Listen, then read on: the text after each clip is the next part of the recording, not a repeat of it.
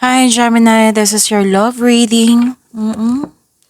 So, kung naka-resonate kayo, comment down. Kung hindi kayo naka-resonate, ibigay niyo po sa iba kasi channel reading po ito. Tapos, huwag niyong kalimutan mag-subscribe sa Love Job. Pangalawang channel natin to. So, i-click niyo po yung bell notification para updated kayo para alam niyo na may bago tayong upload na video. So, para to sa mga sa person nyo, sa partner nyo, pwedeng loss of connection to sa isang tao, na curious ka sa kanya, pwede din sa potential na tao, pwede din sa panliligaw nyo po. So, isipin nyo po siya, okay? Ready?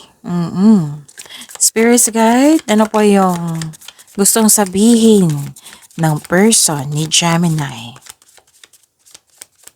I need 4 cards po. I love you so much no matter what. Wow.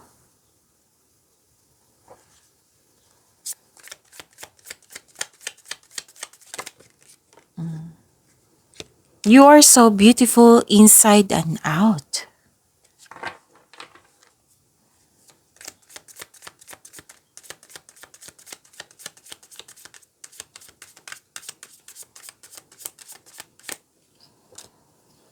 Please be patient. Please be patient because I'm afraid of commitments. Okay. Ayaw nyo ng commitment pero gusto ka niya.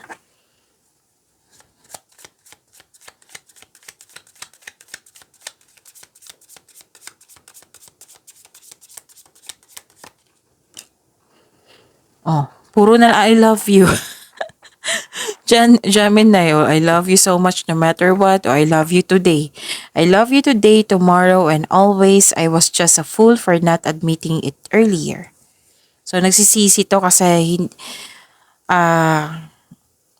okay. Nagsisisi ito kasi hindi niya na-admit yung totoong nararamdaman niya sa'yo.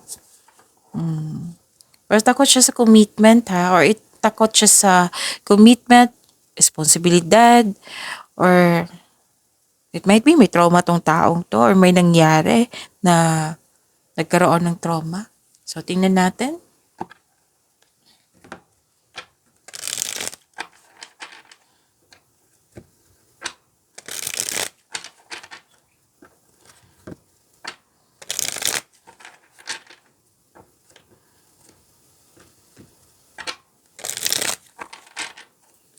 Spirits guide, kamusta po ang love life ni Gemini? Ano po yung energy nila ngayon? So, this is timeless reading, ha? Kailan nyo to napanood? Okay? Okay, so the clarification of this card po sa love life ni Gemini.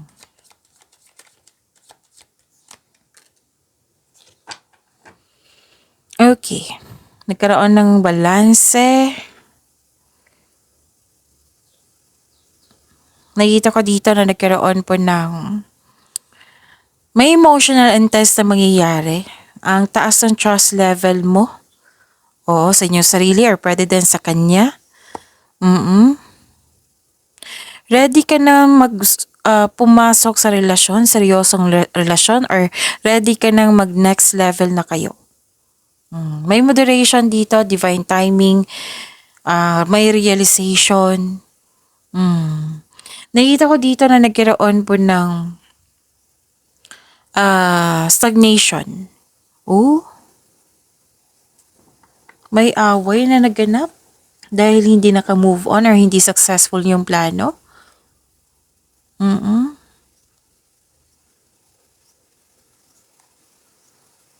Nagkaroon ng hesitation to take an action.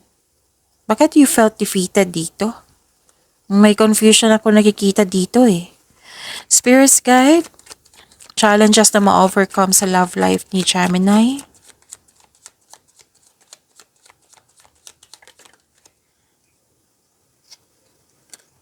Away pa rin. And the clarification of this card po.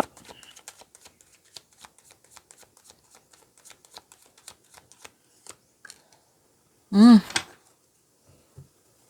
So, ano yung challenges na ma-overcome niya? Nakikita ko dito na nagkaroon po ng kompetisyon, rivalry, selos, inggit.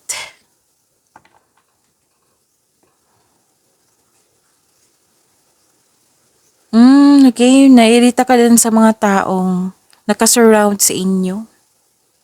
O, maaring isa to sa dahilan na nagkaroon kayo ng problema. Nairita ka sa mga taong pinipressure ka. Pinipressure siya. Oo. At, like for example, kailan bang kasal? Kailan ka ba mabubuntis? Basta may mga ano dito na pinipressure kayo. Oo.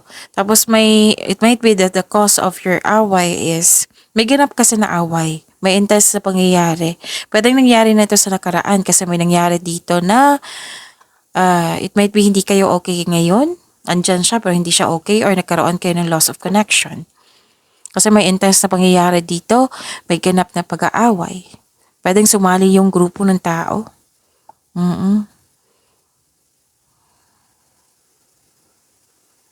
Okay.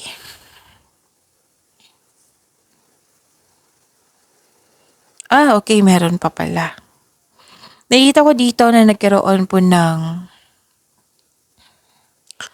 concern sa hindi marunong magbigay halaga, may selos, inggit. Another card na naman ha. Nagsabi niyan, hindi marunong mag-handle ng money, naging materialistic, hindi maasahan. So, magkakaayos kayo nito kung mag-uusap kayo. About sa expectation at magkaroon kayo ng adjustment. Pero may nangingialam talaga sa inyong relasyon, grupo ng tao.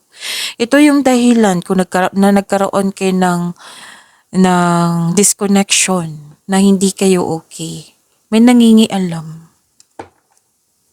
It might be na panghinaan siya ng loob ng dahil sa grupo ng tao. It might be this is friends or family. Spirits guide, kamusta po ang person ni Gemini? Ano po yung gusto niya ano pa po yung gusto niya sabihin kay Gemini? Ano po yung next action niya? Ano yung nararamdaman niya? Ano yung ginagawa niya ngayon? And the clarification of this card po.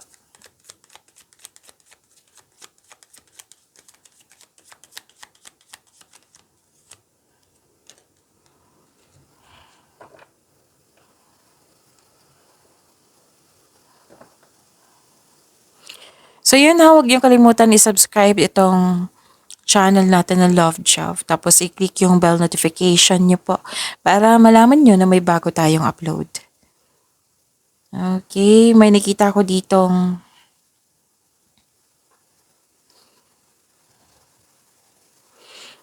may balak siyang makipagkita sa inyo, may balak siyang makipag-date, makipagkita.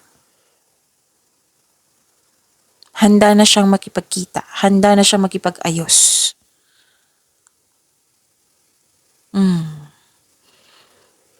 Pero may nakita ko ditong okay. Same pa rin yung concern eh. Hindi marunong mag-handle ng money.